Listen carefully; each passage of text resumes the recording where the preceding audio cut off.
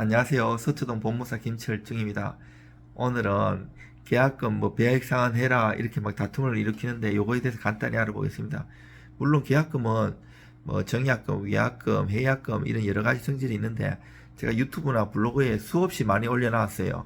근데 요즘도 이제 일반인들은 이제 전문가들도 이걸 좀 헷갈려 하세요. 쉽게 설명해 드릴게요. 이제 여러 가지 계약금의 성질이 있는데 해약금의 성질을 갖는 게 있어요. 민법 535조에 보면 해약금, 이제 계약금을 예를 들어서 이제 매도인이 있고 매수인이 있는데 집 한 사람, 집 산 사람이 있는데 집 산 사람이 이어 계약금 걸고 살려고 했는데 매수인은 집값이 내려갈 것 같아가지고 아니면 다른 사정으로 계약금 포기하고 그 계약 해지할 수 있고 매도인은 2억 2천만 원 받은 거에서 2천만 원 더 주고 4천만 원 주고 할 수 있어요. 물론 이거 다 떼이는 것도 아니에요. 대부분 판례 보면 여러 가지 복잡한 것도 있는데 여기에 대해서 구체적으로 규정을 해놔야 돼요. 그런 거 없으면 막 계약금 받았다고 다 떼먹고 이러면 나중에 소송 걸면 받을 수도 있는 문제도 있어요.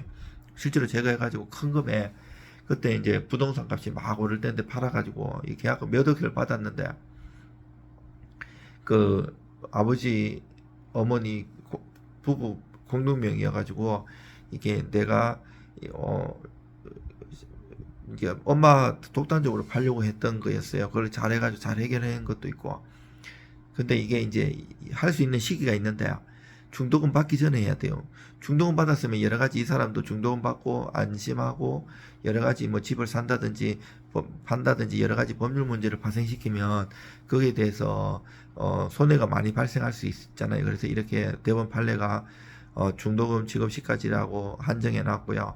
당사자 일방에 대한 판례도 있고 여기에 따라서도 여러 가지 발생되는 판례도 많고 각각에 따라서 또 다 달라요. 여러 가지 계약금의 그 성질이 여러 가지가 있는데 특별하게 규정하지 않고 계약금 일부 떼문다든지 여러 가지 하면 그게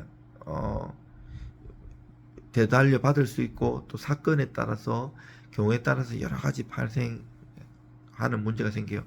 그 법은 사람 움직이는 생물과 같아가지고 법이나 판례가 딱 규정해갖고 내 사건인 줄 알고 거기에 적용하면 아니에요. 시대에 따라서 판례도 바뀌고 법도 바뀝니다. 이상 서초동 법무사 김철중입니다.